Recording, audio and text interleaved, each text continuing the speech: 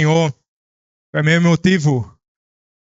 motivo de grande alegria estar aqui com os irmãos, querido pastor Darquinho. Deixe, quando ele voltar, transmita o nosso abraço, tá bom? Ao mesmo passo que eu trago o abraço da nossa igreja, Igreja Presbiteriana do Catolé. Tá bom, meus queridos? Tem alguns amigos aqui conhecidos, uma alegria rever vocês. O nosso texto para hoje já foi dito, capítulo 7 é o texto inicial, tá bom? A gente vai olhar outras passagens que estão aí entre os capítulos 7 e 8 do livro de Esdras.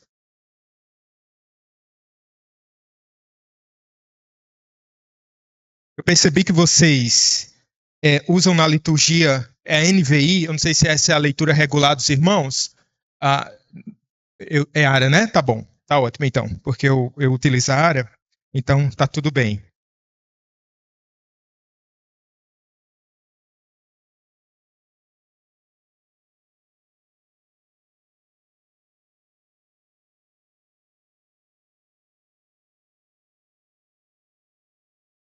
Enquanto os irmãos abrem, vem acompanhado da minha digníssima esposa, minha sogra e o meu filho.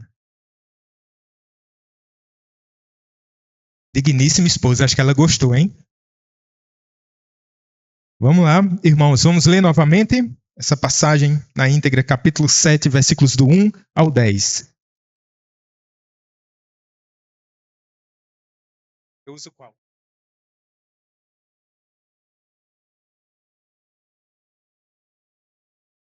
Ok. Obrigado. Vamos ler então?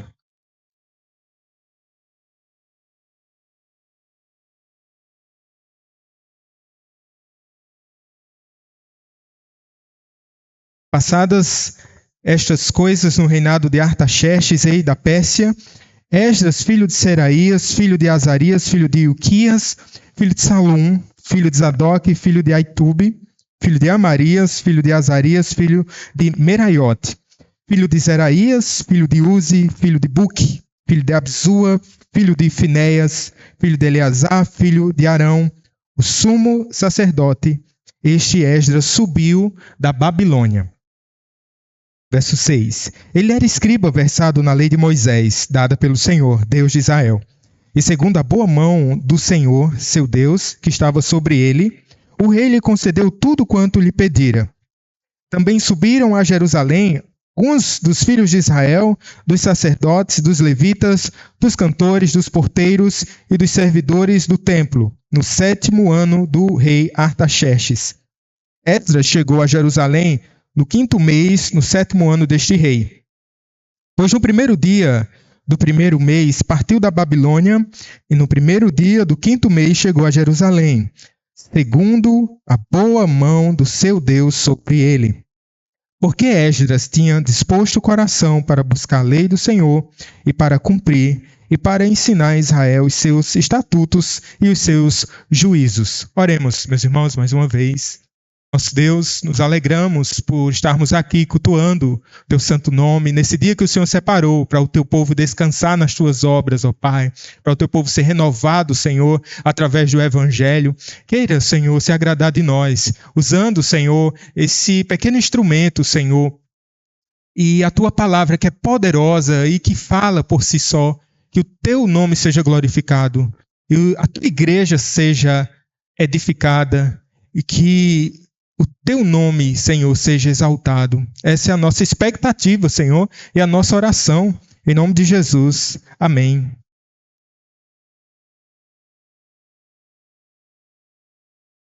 Meus irmãos, esse tem sido um tempo difícil para aqueles que não fazem caminhada ou fazem, pelo menos, pequenas corridas. Você já parou para pensar nisso? Parece que está todo mundo, de uma hora para outra, todo mundo resolveu comprar um tênis e cair na pista e fazer as suas mini maratonas, meia maratonas, e eles estão correndo.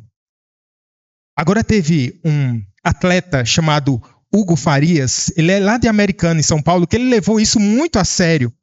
Ele resolveu fazer uma maratona por dia.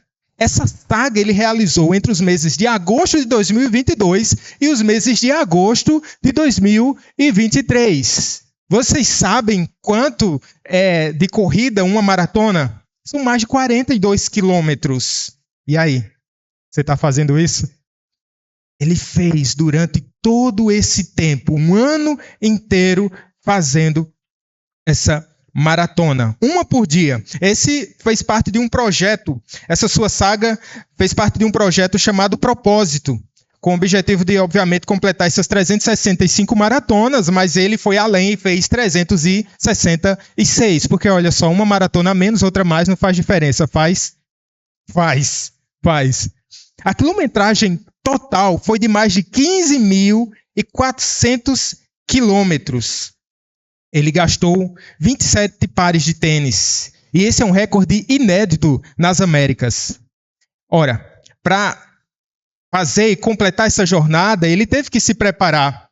Então, isso envolveu uma equipe, além do enorme disciplina, ele já era um atleta, obviamente, você não pode sair daqui amanhã e tentar fazer a mesma saga, tá bom? Ele era um atleta já, de nível avançado.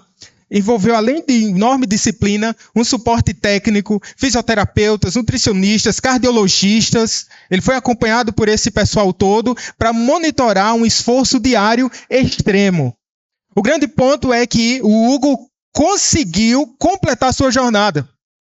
Porque você há de convir que entre o propósito e a realização, entre o desejo e o cumprimento, existe um abismo, não é verdade? Eu posso me planejar para começar a fazer a mesma coisa a partir de amanhã. Farei.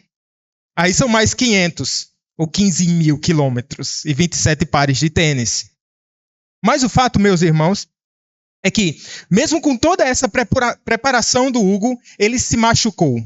Lá pelo 5º mês de maratona, ele acabou se machucando, ele teve lá um problema muscular. E o que foi que aconteceu? Ele ficou pensando, será que eu paro? Eu posso continuar? Então ele diminuiu a sua jornada e ao invés de correr, ele passou vários meses agora só caminhando. E por causa da sua equipe multidisciplinar e acompanhado pelos médicos, ele foi capaz de continuar sua maratona diária, agora não correndo, mas andando, até o seu corpo se reabilitar. De modo que, depois de totalmente curado, ele voltou a correr tranquilamente e normalmente, completando assim a sua saga. Meus irmãos, nós estamos numa jornada espiritual. Nós estamos numa caminhada. Eu não estou falando do seu interesse pelo atletismo ou por corridas. Não necessariamente. Mas todo o crente, ele é chamado a correr a corrida da fé. E é bem verdade que alguns correm mais rapidamente. Alguns aqui são atletas de ponta. Outros são aqueles iniciantes. E tem aqueles assim que são uma decepção que precisa de ajuda. Chamem o SAMU. Ele vai cair pelo caminho. Mas o fato é que eu, você, a Igreja do Senhor, a Igreja Batista de Bodocongó, a Igreja Presbiteriana do Catolé, a Igreja de Cristo espalhada por toda parte da terra, é uma igreja que caminha. Nesse texto aqui, meus irmãos, nós vamos perceber parte dessa jornada do povo de Deus. É um povo que foi chamado a caminhar. Veja, o propósito, o chamado feito a Abraão, já nos mostra isso no seu escopo. Ele sai da tua terra, da tua parentela e vai para o lugar que eu te mostrarei. Abraão, Isaac, Jacó, sim, eles foram peregrinos em terra estranha. Não é verdade? O povo foi peregrino também no Egito. De modo que o povo foi peregrino também durante aqui o seu tempo de exílio. De modo que nós também estamos em caminhada, em peregrinação. E eu queria convidá-lo a você olhar comigo esse texto a partir desse capítulo 7, versos iniciais, como lemos, para mostrar que Deus nos chama a uma jornada de fé. E precisamos nos preparar de forma adequada para que cheguemos bem ao final. E a boa notícia que eu quero trazer para vocês é que nós temos auxílio do alto. E aquele que começou a boa obra em nós, ele há de completar. Um spoiler, já para que você possa animar aí o seu coração. Percebamos, Deus nos chama a uma jornada, e essa é uma jornada de fé. Olha só, esse texto, dentro desse contexto aqui histórico, nós estamos num tempo pós-exílico. O livro de Esdras começa falando de Zorobabel, e um primeiro grupo que saíra da Babilônia para voltar à Terra Prometida. O que é que ocorre? Zorobabel, ele é o primeiro a ser chamado, depois de cumprido aproximadamente 70 anos de cativeiro, essa primeira leva volta à Terra Prometida. E é interessante que quando o Reino do Sul, Judá, caiu para a Babilônia, naqueles episódios ali históricos, houveram ali em três momentos o povo foi levado, preso. O retorno, ele também é demarcado em três momentos aqui, o livro de Esdras vai nos mostrar. Primeiramente com Zorobabel, depois com Esdras e por fim com Neemias.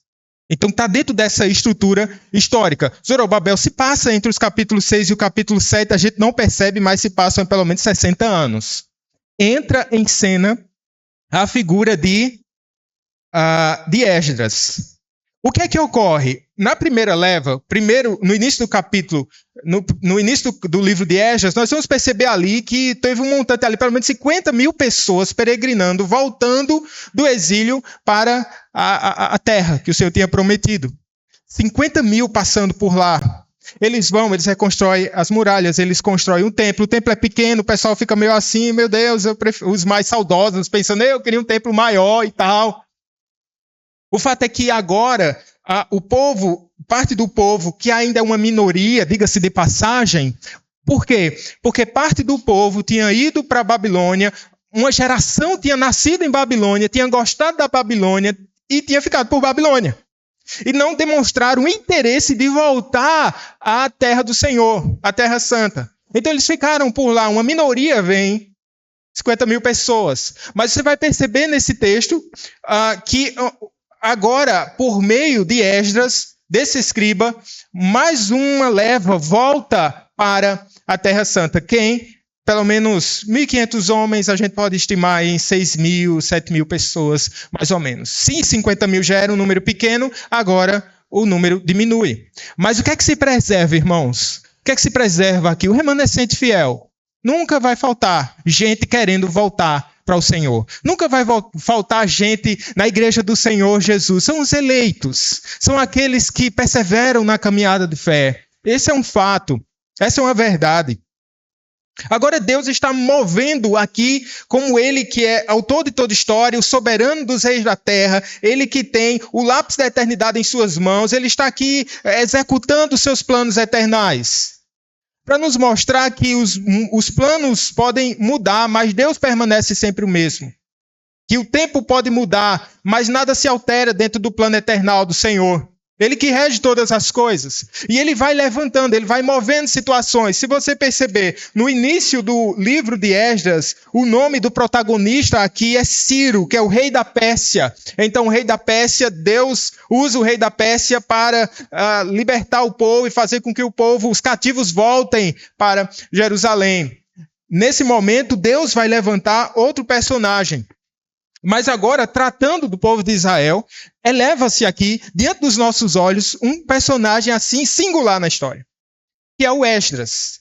O Esdras vai ter aqui a sua mini-biografia aqui, relatada nesse pequeno texto que nós lemos. Então diz a Escritura que ele era versado na lei de Moisés, dada pelo Senhor, Deus de Israel.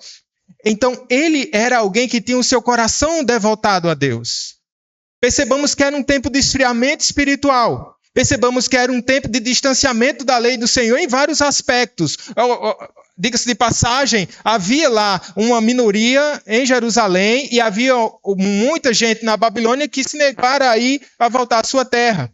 Mas eis que Deus levanta em terra estranha esse Esdras, versado na lei do Senhor, que amava a lei do Senhor. Perceba, meus irmãos, não se trata somente de ser versado na lei do Senhor. O que é que significa ser versado? Ser alguém que tem uma compreensão das doutrinas da graça, que tem um entendimento acerca de assuntos teológicos, assim, que ele é capaz de discorrer, de dar uma aula sistemática sobre qualquer uma dos assuntos bíblicos. Se o seu coração não for devotado a Deus, que adianta?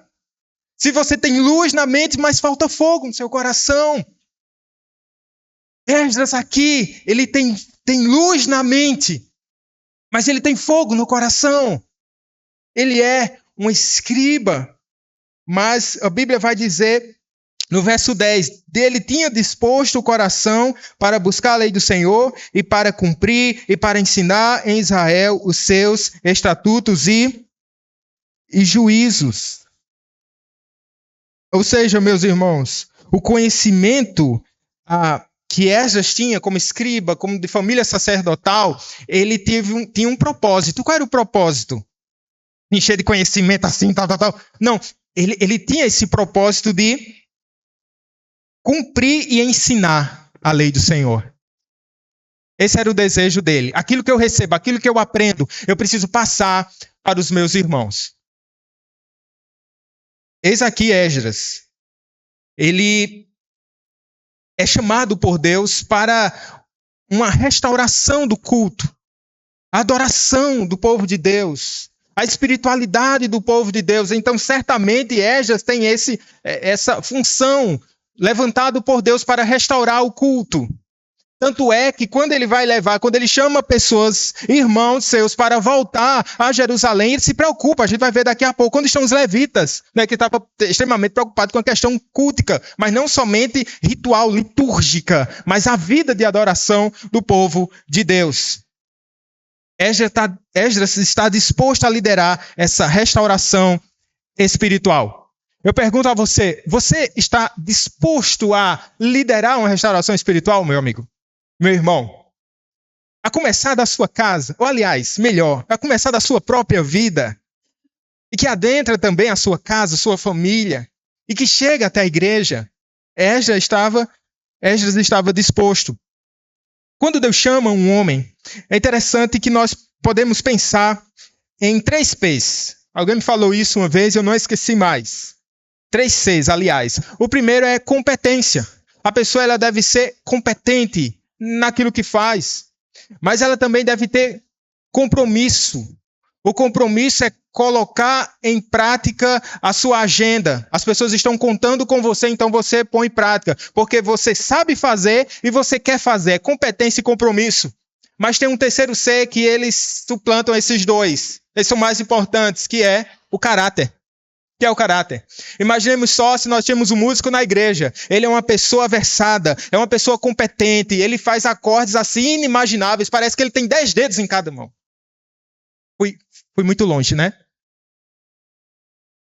Mas tem ensaio na igreja. Na hora, vamos ensaiar às 7 da manhã. Que horário, hein? Mas ele está aqui às 6h50. Ele abre a igreja. Mas quando termina o seu serviço de adoração, ele está em algum lugar na cidade desonrando a Deus. Ou seja, ele tem caráter, ele tem competência, ele tem compromisso, tem competência, mas lhe falta o quê? Lhe falta caráter. O bom é quando esses 3 Cs aqui, eles estão bem, mas a começar pelo caráter. Esdras tem esse caráter, o caráter de Cristo.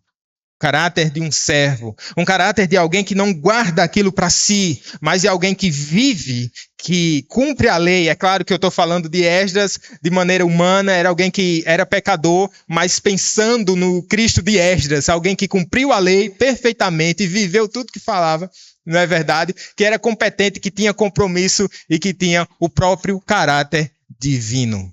Esse é Jesus. Ele tinha disposto o coração a ensinar em Israel.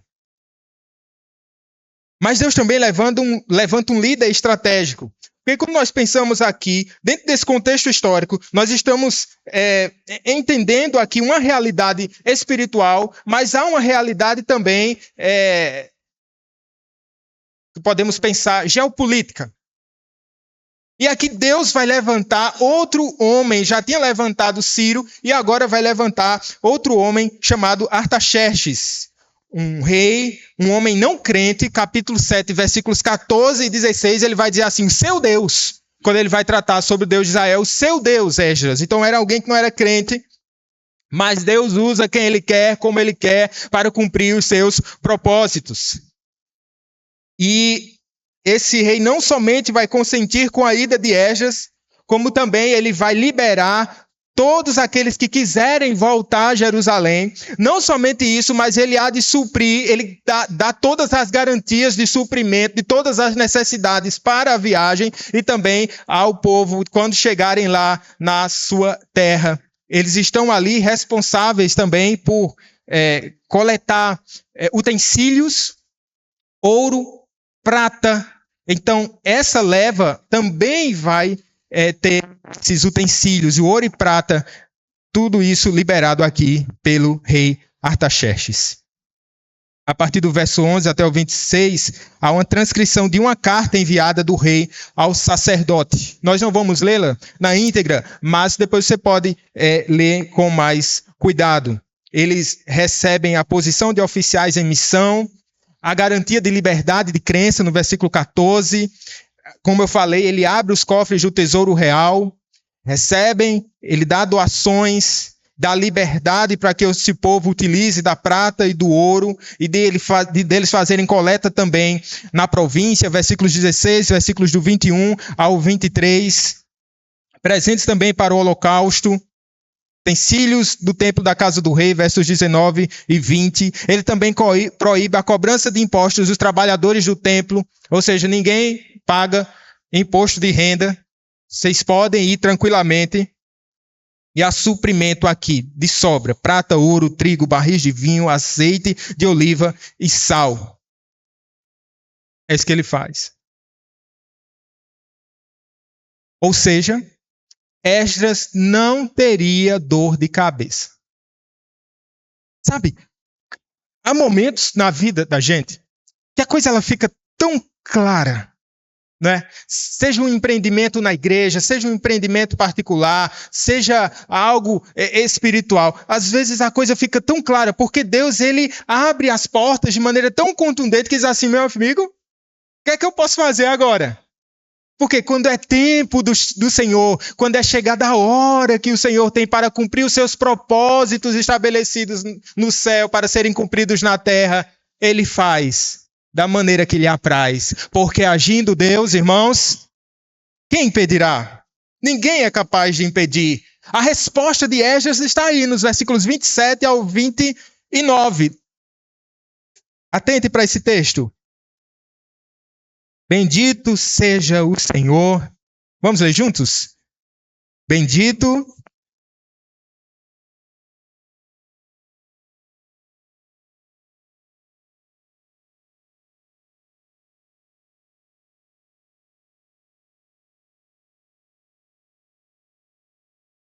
Bendito seja o Senhor, que assim fortaleceu a mão de seu servo para o bem do povo e para a obra do templo. Os versículos 27 e 28 do capítulo 7. É uma tônica aqui dessa passagem, essa expressão, a boa mão do Senhor. Verso 28 vai dizer: segundo a boa mão do Senhor, meu Deus, sobre mim. Esse texto vai repetir no verso 6, segundo a boa mão do Senhor. No verso 9, vamos ver essa expressão repetida, segundo a boa mão do seu Deus. Então, essa é uma realidade. Deus está trazendo aqui, durante toda essa narrativa, ao coração de Esdras, foi a boa mão do Senhor. Lá no versículo 31 do capítulo 8, ele vai dizer mais uma vez, foi a boa mão do Senhor, para quê? Para que ninguém se glorie, para que ninguém se exalte, e para que reconheçamos, meus irmãos, os feitos maravilhosos do Senhor. Porque a nossa memória é por demais curta, não é verdade? Deus pode ter feito maravilhas como Ele tem feito. A cruz, a salvação, a redenção, a graça de cada dia, a misericórdia que se renova a cada manhã, tantos tesouros preciosos, mas basta uma luta, muitas vezes, meus irmãos, basta um momento de adversidade, basta um intempérie para a gente se esquecer quem é esse Deus. Que não nos esqueçamos. E que nos lembremos, meus irmãos, que estamos aqui por causa da boa mão do Senhor. Um irmão da nossa igreja, de uma das nossas congregações, estava passando por uma luta muito grande. Ele é de uma família tem recursos escassos. Então ele precisa fazer tapetes e ele mesmo tece, e ele mesmo é responsável pela venda desses tapetes. Ele mora em Buqueirão. Então ele faz uma incursão, ele precisa fazer uma viagem a Santa Cruz, o Capibaribe, a fim de vender esses tapetes, porque a hora ele já não tinha mais nenhum mantimento em casa. Ele com sua esposa e com seus 2 filhinhos pequenos, ele entra em no seu carro, ele consegue somente o valor de colocar o combustível certinho para poder chegar lá. Ocorre que ele erra o caminho. Ele se desvia do caminho acidentalmente. E a hora que ele fica bastante preocupado, e agora como é que eu vou chegar ao meu destino? E ocorre o que ele temia, o quê?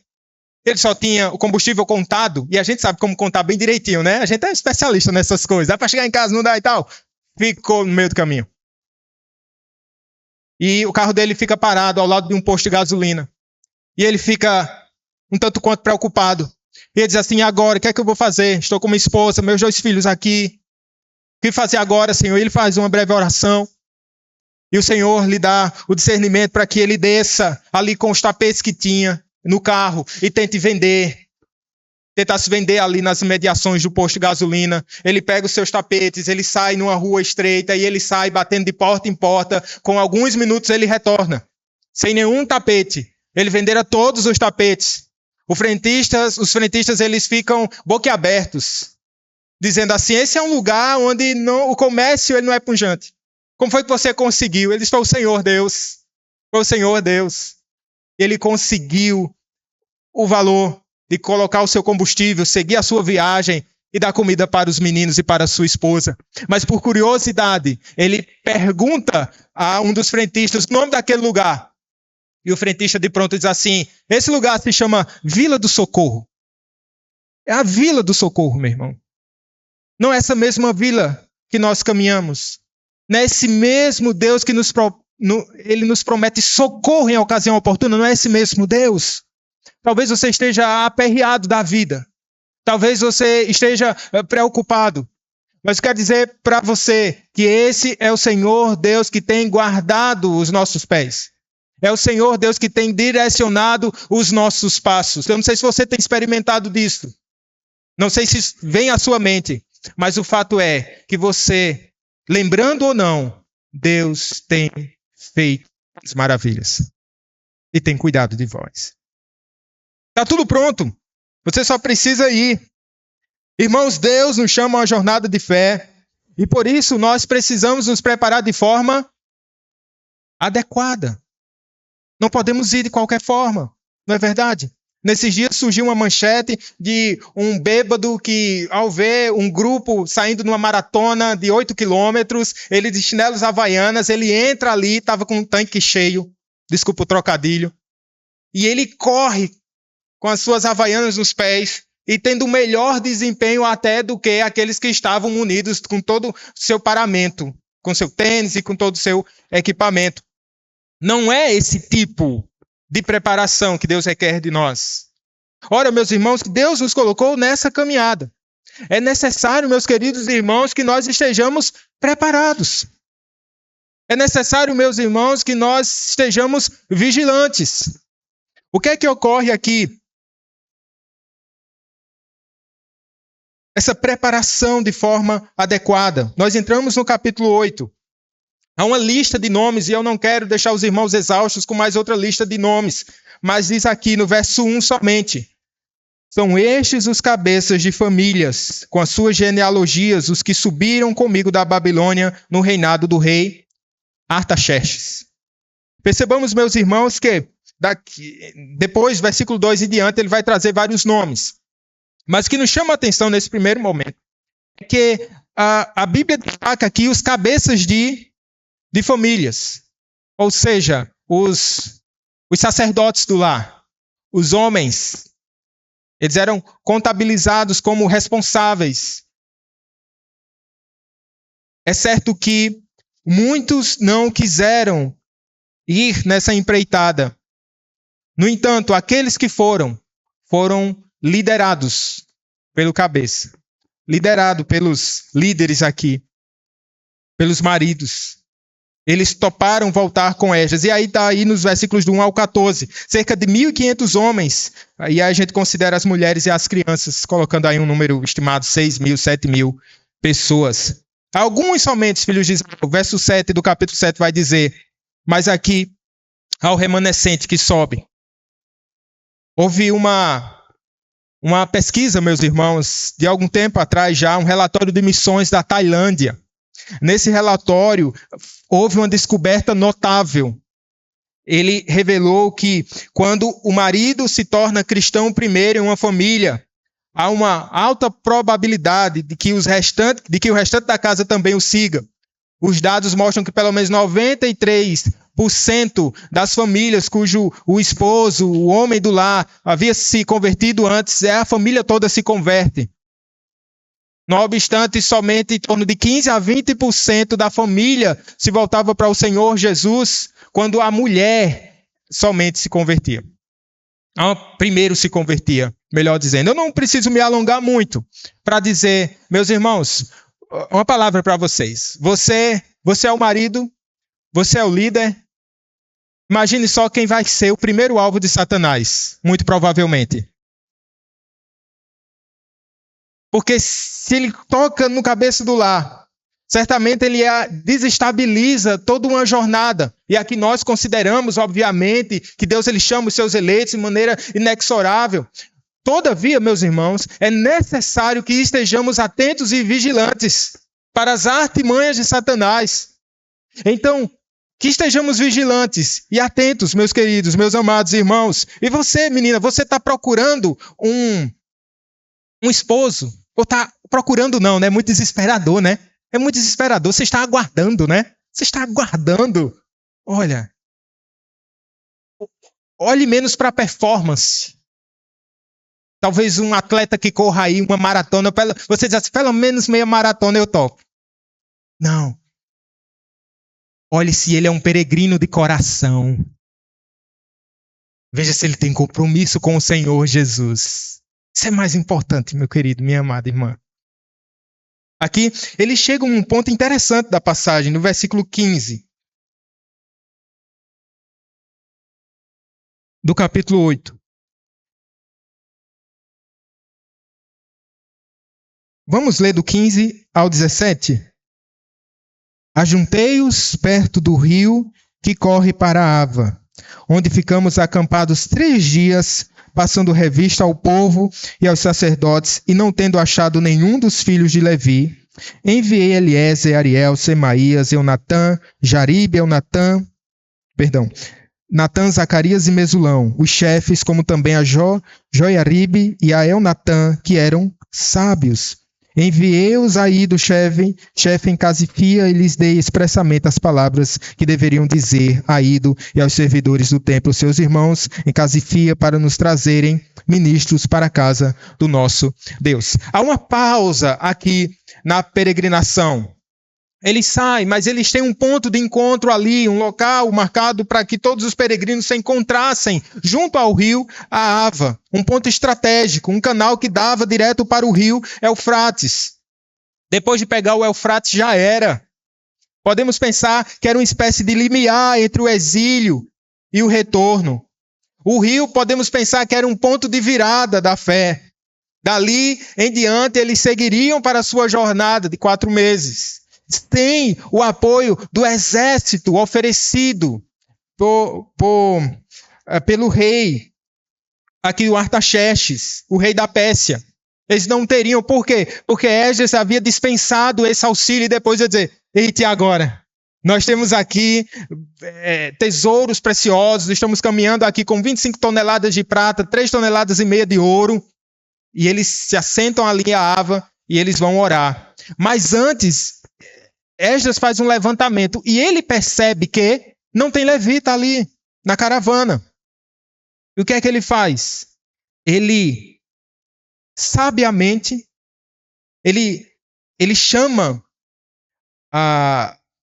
um grupo de responsáveis, no verso número 15, passando revista aos sacerdotes, não tendo achado nenhum dos filhos de Levi, enviei Eliezer, Ariel e um grupo para voltar lá entre os exilados para buscar entre eles pessoas que estivessem aptas e desejosas de voltar com eles para Jerusalém e formar ali, juntar-se ali a caravana. Como Esdras é sábio aqui, e ele sabe valorizar a sua equipe, nós podemos ter essa implicação. Nós precisamos entender, meus irmãos, como Esdras, nós também precisamos do povo de Deus. Nós não podemos fazer nada sozinhos. Às vezes nós temos muito ciúmes daquilo que nós fazemos e achamos que os outros não têm competência para fazer como nós fazemos. Ou às vezes nós queremos impressionar a nossa liderança e por isso a gente acumula tantos trabalhos e tantos serviços. Ora, meus irmãos, Esdras aqui nos mostra com sabedoria como delegar funções. Meus irmãos, quando nós estamos sobremodo atarefados, isso culmina em tantos problemas de saúde. A gente deixa de treinar irmãos na igreja, a gente deixa de perceber nessa diversidade da graça do Senhor, levantando homens e mulheres de Deus no meio do seu povo. Não é verdade? Certa vez um pastor estava muito atarefado. Em decorrência disso, ficou bem doente. E aí ele foi procurar auxílio médico. E quando ele chegou junto ao médico, o médico percebeu que ele tinha um molho de chaves assim, preso ao seu cinto.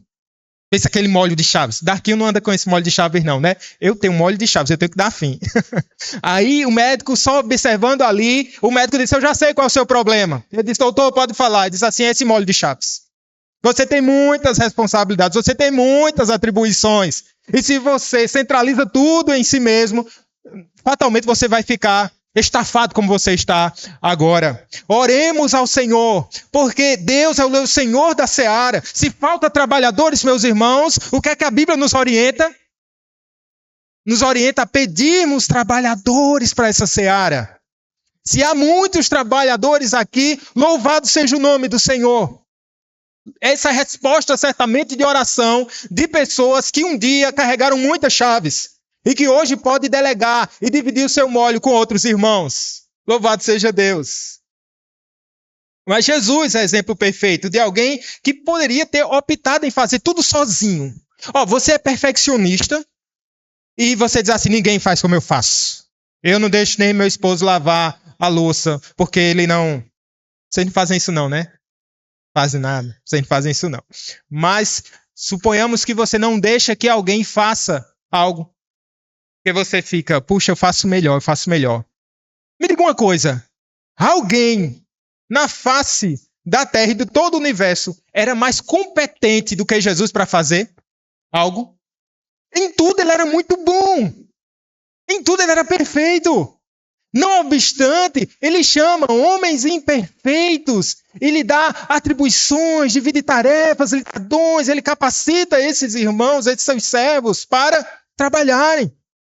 E esse é o grande exemplo que nós temos com o nosso mestre Jesus. Ele queria quebrar cabeça com paciência ali daqueles amados estagiários, que estagiário dá dor de cabeça, não é? Se você é estagiário, você ficou bem deprimido agora, né? Deus manda 2 servos em resposta a essa necessidade. Versos 18 e 19, tinha alguém chamado Serebias e outro chamado Asabias. Homens sábios. E eles tinham família grande. Se tem uma coisa que pastor gosta, irmãos, é quando chega homens sábios e mulheres sábias na igreja. Homens aptos. Certamente eles vão passar por um processo de maturação, é verdade. Mas também outra coisa que o pastor gosta é quando chega irmãos que têm a família grande. Eita coisa boa. Que chega uma mão de obra assim especializada. Já vem marido, mulher e meio mundo de menino. É coisa boa, é bênção. E aqui Deus manda esse povo. 220 são acrescentados a esse povo. Meus irmãos, que coisa maravilhosa. Haviam ali, se não fosse esse esforço de Esdras, se não fosse essa sensibilidade de Esdras, ele tinha deixado para trás o quê? 200 de pessoas. Às vezes nós estamos muito rápidos, meu irmão. Às vezes nós estamos apressados demais, meus queridos. Tem que ser no meu ritmo, tem que ser do meu jeito. Você é um maratonista. Mas chega alguém que precisa do seu cuidado, da sua mão e do seu discipulado, para que ela caminhe junto com você. Tem gente que só precisa de um convite. Tem gente que está doida para trabalhar. Tem gente que está querendo amadurecer, mas só precisa de uma oportunidade, só precisa de alguém que tenha a paciência de discipular. O nosso tempo é um tempo de muita celeridade. Tudo é pronto. Tudo é rápido. É a época do fast food. A gente não quer perder tempo investindo em pessoas, não é verdade, queridos? Muitas das vezes essa é a realidade. Mas quando nós olhamos para o Evangelho, nós olhamos para uma caminhada de fé. Parece que Jesus não tem pressa. Parece que não tem pressa. E nós somos por demais apressados. Ele precisa de auxílio espiritual, dos versículos 21 ao 23. Leiamos, meus irmãos, do 21 ao 23. Então, apregoei ali um jejum junto ao rio Ahava. Para quê? Para nos humilharmos perante o nosso Deus, para lhe pedirmos jornada feliz para nós, para nossos filhos e para tudo que era nosso. Porque tive vergonha de pedir ao rei exército e cavaleiros para nos defenderem do inimigo no caminho. Porquanto já lhe havíamos dito, a boa mão do nosso Deus é sobre todos os que o buscam, para o bem deles, mas a sua força e a sua ira contra todos os que o abandonam. Nós, pois, jejuamos e pedimos isto ao nosso Deus, e ele nos atendeu. A primeira coisa aqui, ele precisa de mão de obra. Ele precisa de ajuda, de auxílio. Deus levanta. Mas ele aproveita aquele tempo também para estabelecer um jejum. Eles permanecem ali durante 3 dias. Você já saiu de casa muito apressado e esqueceu de fazer algo? Você fica, puxa, será que eu fechei a janela? Será que eu tranquei a porta? Será que eu esqueci a chave do carro no carro? Na ignição, eu já fiz isso. Deus protegeu. Aqui, Esdras agora é como aquele que diz assim, nós saímos por demais apressados, precisa de algo. Nós precisamos orar, nós precisamos jejuar. Veja, que são atividades elementares da vida cristã que a gente, às vezes, negligencia. É muito fácil negligenciar as nossas atividades espirituais. Isso demonstra, muitas vezes, meus irmãos, a nossa letargia.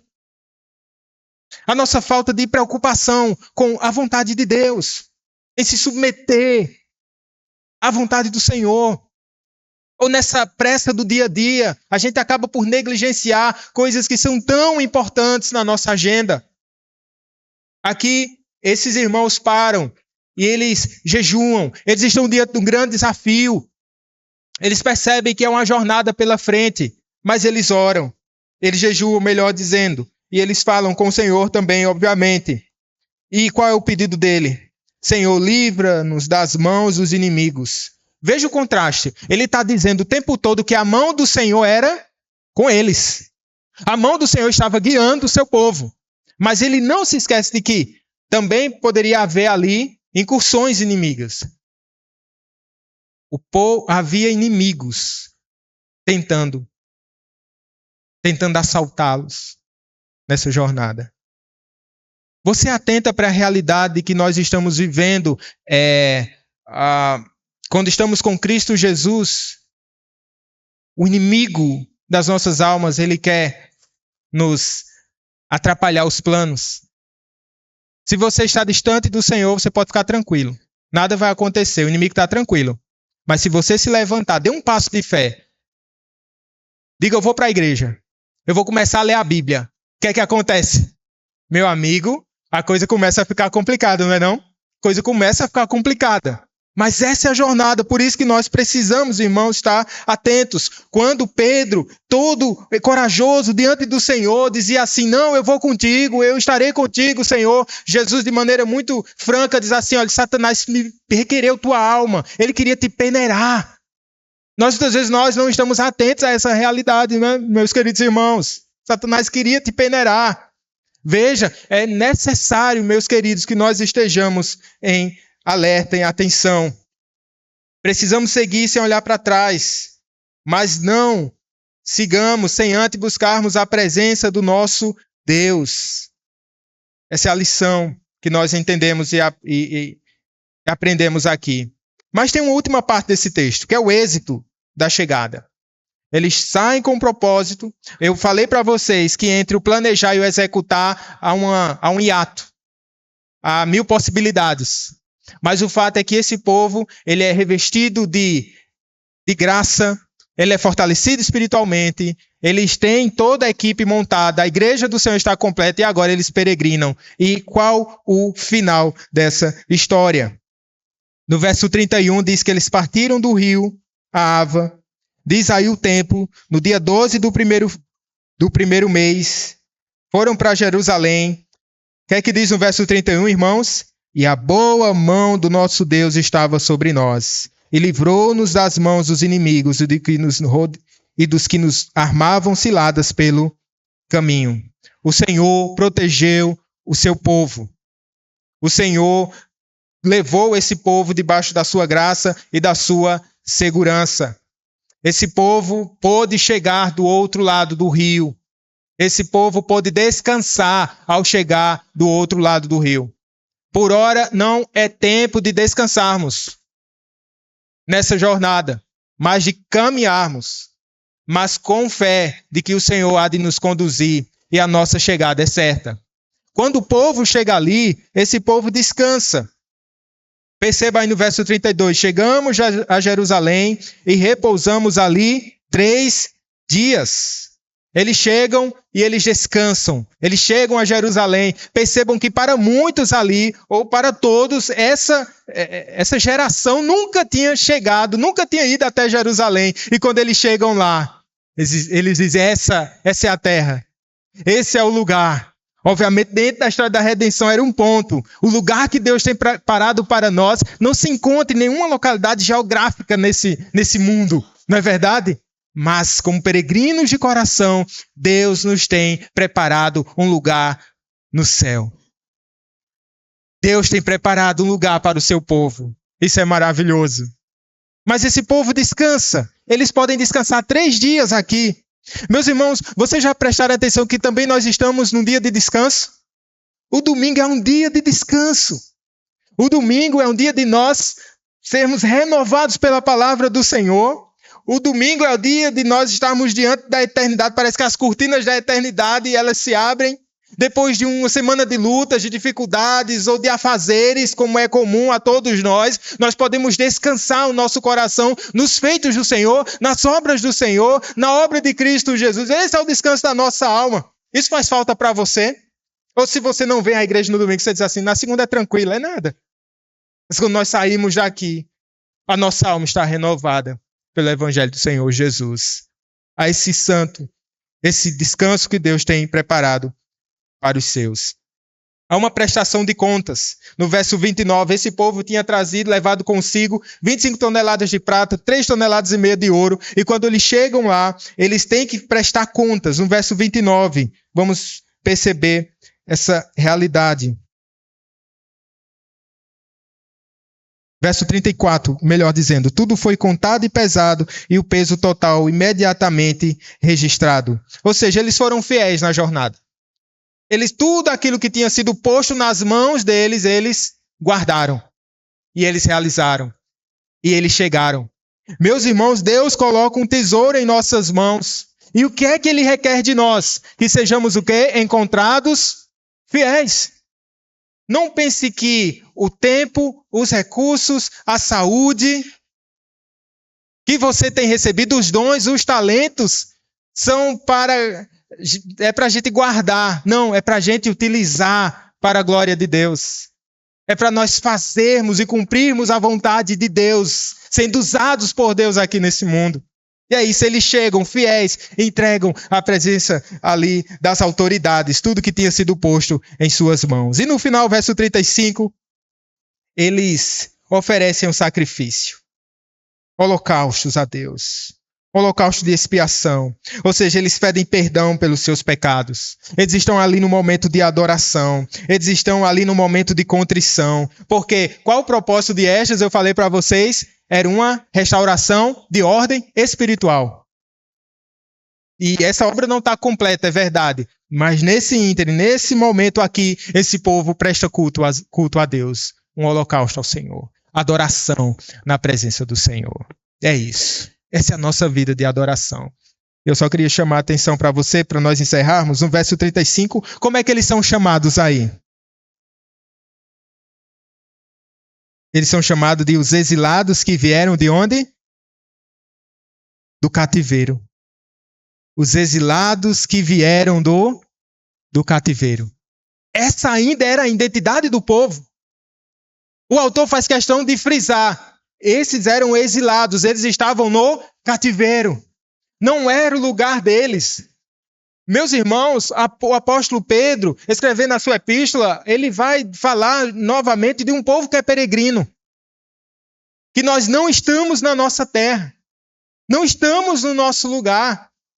Mas que vivemos aqui, fazemos a vontade de Deus aqui, mas que o nosso coração está no céu.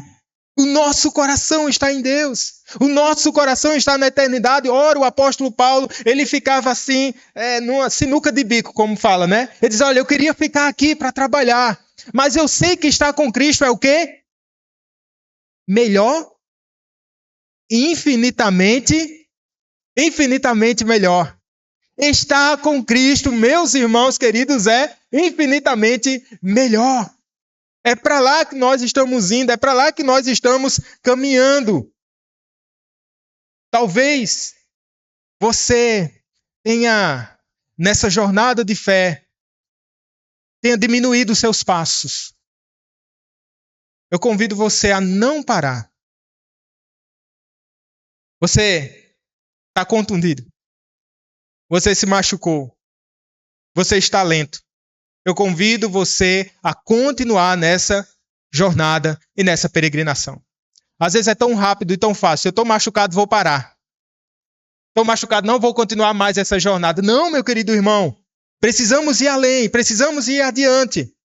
E você que está melhor, por assim dizer, mais saudável espiritualmente, qual a sua função?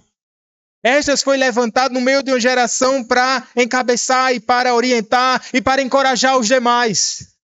Talvez Deus tenha lhe dado essa robustez na sua saúde espiritual, certamente, para que você possa, percebendo outros irmãos, olhe para o seu lado, perceba que não tem ninguém na sua linha, você possa parar, você possa olhar para trás, você possa perder, vou usar essa expressão, mas não é essa a melhor, mas de parar um pouco e de buscar os seus amados, os seus irmãos, para quê? Para que a gente caminhe juntos e para que a gente possa chegar ao final dessa jornada. Quantos quilômetros você já caminhou com Cristo? Quantos? Alguns aqui são iniciantes, né? Quando eu vou correr, eu não consigo correr mais de 3 quilômetros. Alguns são iniciantes na fé.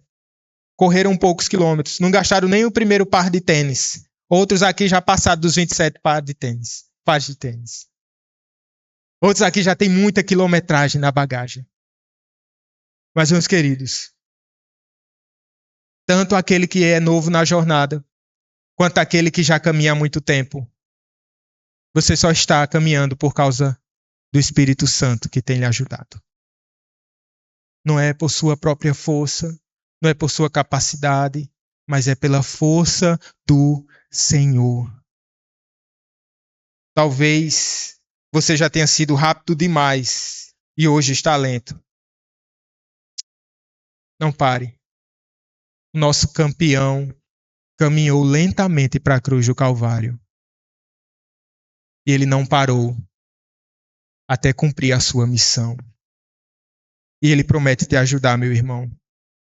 Porque ele ofereceu o sacrifício perfeito para garantir a nossa chegada. A notícia é, ele já nos espera por lá. Olhai para cima, Jesus nos disse, olhai para cima e levantai as vossas cabeças, porque a vossa redenção se aproxima.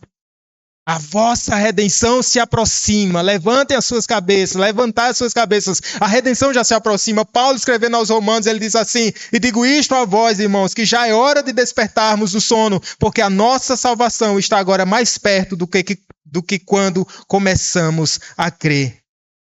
A salvação já está mais perto. Você está cansado? Ofegante? E agora, Senhor? A salvação se aproxima, meu irmão.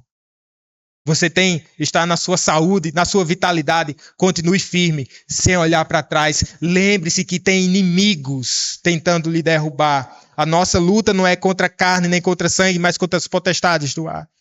E você precisa ser vigilante.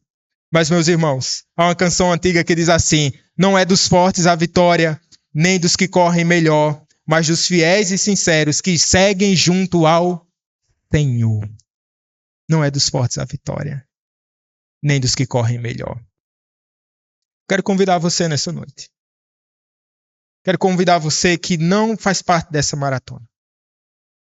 A você que não tem caminhado com Cristo. A você que tem ficado à margem. Eu convido você a caminhar com Cristo Jesus. E a entender que essa caminhada não é opcional. Como a sua caminhada que você tem planejado para essa semana. Por causa do seu problema de saúde, ou por recomendação médica, ou porque é uma prática comum. Mas é uma questão, meu amigo, de vida ou morte. Seguir a Cristo é uma questão de vida ou morte. E é urgente para nós. Sigamos o Cordeiro de Deus. Sigamos o vencedor. Amém, meus irmãos? Vamos ficar em pé? Vamos orar?